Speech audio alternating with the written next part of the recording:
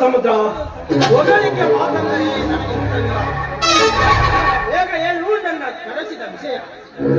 ನೋಡು ಸತ್ಯರಾಜ್, ನೀನು ಸಮಾಜ ಸೇವೆಯ ಅಧ್ಯಕ್ಷ. ಶಾಂತಿಪುರದ ಸಂಖ್ಯೆನೆಂಬುವ ಆಸ್ತಿಯಲ್ಲಿ ಕಾರ್ ಕಟ್ಟಬೇಕೆಂದು ಆ ಉಗ್ರದೇವ ನಿರ್ಧಾರ ಮಾಡಿದ್ದಾನೆ. ಅದಕ್ಕೋಸ್ಕರ ನೀನು ಅವನ ಆಸ್ತಿಯನ್ನು ನಮ್ಮ ಹೆಸರಿಗೆ ಬರೆಸಿಕೊಟ್ಟರೆ ನೀನು ಸಾಯವರೆಗೂ ಕುಳಿತುವೆಂದರು ಕರಗದಷ್ಟು ಲಕ್ಷ್ಮಿ ಭಂಡಾರವನ್ನೇ ತಂದು ನಿನ್ನ ಮನೆಯಲ್ಲಿ ಹಾಕುತ್ತೇನೆ. ಏನಂತೀಯ ಈ ನನ್ನ ಮಾತಿಗೆ? ಸಮುದ್ರ, ಈ ಕೊಡುತ್ತಿರುವ ಹಣ ಕೇವಲ ಈ ಗಂಡು ಕಲಿ ಸತ್ಯ ಸಮುದ್ರ ಮರ್ಯಾದೆಯಿಂದ ಮಾತನಾಡು. ಇನ್ನೊಂದು ಸಾರಿ ಲೇ ಎಂದು ನುಡಿದರೆ ನಿನ್ನ ನಾಯಿಗೆ ಸರಿ ನಾಯಿಗಳಿಗೆ ಹಾಕಿ ಬಿಡುವೆ.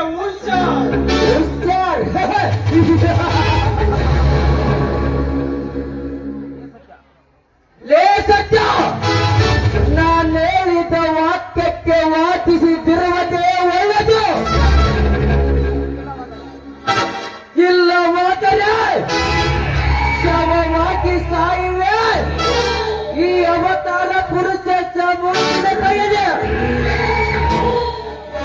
ಸಮುದ್ರ, ಶವವಾಗಲು ಈ ಸತ್ಯನೆಯನ್ನು ಸೆಂಡನೆಂದ ತಿಳಿದಿರುವೆಯಾ?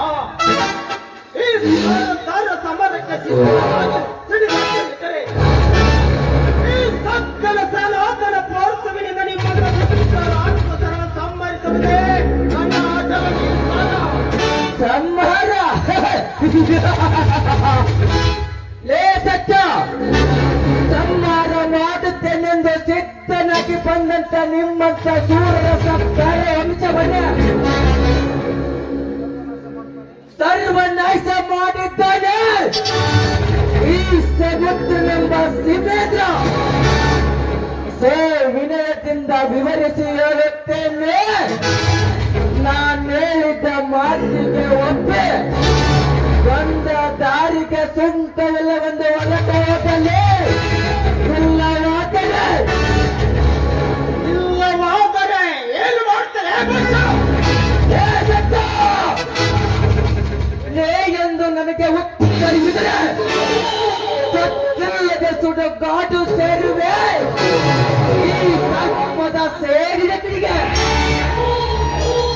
ಸಮುದ್ರ, ಸರ್ಪವೆಂಬ ಸ್ವಾನ ನೀನಾದರೆ ಗಂಡು ಕರುಣನಂತೆ ಗರಿ ಬೆಚ್ಚಿ ಗಗನಕ್ಕೆ ಹಾರಿ ನಿನ್ನ ಪ್ರಾಣವಾದ ಕಟ್ಟ ಉರುಳಿಸಿ ಹರಿಶ್ಚಂದ್ರನ ಗಾಳಿಗೆ ಇವನ ಈ ಗಂಡನೆಯ ಗರುಡ. ಗಂಡದೆಯ ಗರುಡ, ಏ ಗಂಡದೆಯ ಗರುಡ, ನಿನ್ನಂತ ಗಂಡದೆಯ ಗರುಡಗಳ ಗುಂಡಿಗೆ ಗುಂಡಾಕಿದ್ದಾನೆ ಈ ಗಜಪತಿ ಎಂಬ ಗಂಡು. ನೀನೇ ಗಂಡು ಗಂಡು ಎಂದು ನಿನಗೆ ರಾಗಿದರೆ ಭೂಲೋಕದಿಂದ ಪರಲೋಕಕ್ಕೆ ನಿನ್ನ ಉಸಿರೇ ಹೋಗುವುದು ಖಚಿತ. ಸಮುದ್ರ, ಸಮರ ಸಿಂಹನೆಂದು ಹೆಸರುವಾಸಿಯಾದ ಈ ಸತ್ಯ ರಾಜನ ಉಸಿರು ಪೌರುಷ ನಿನ್ನಲ್ಲಿದ್ದರೆ ನಿನ್ನ ಗಂಡಸ್ತನಕ್ಕೆ ಸಾವು ತರುವೆ. ನಿನ್ನಲ್ಲಿ ಗಂಡಸ್ತನವಿದ್ದರೆ ಒಂದೇ ಒಂದು ಸಾರಿ ನನ್ನ ದೇಹದ ರೋಮನಗಳಿಸುವುದು.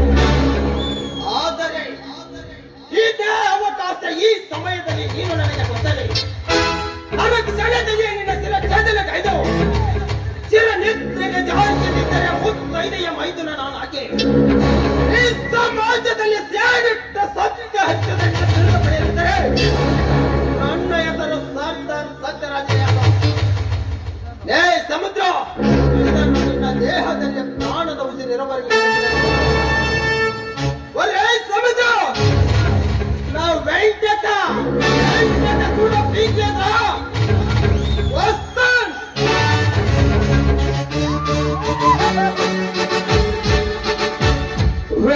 ಸತ್ಯ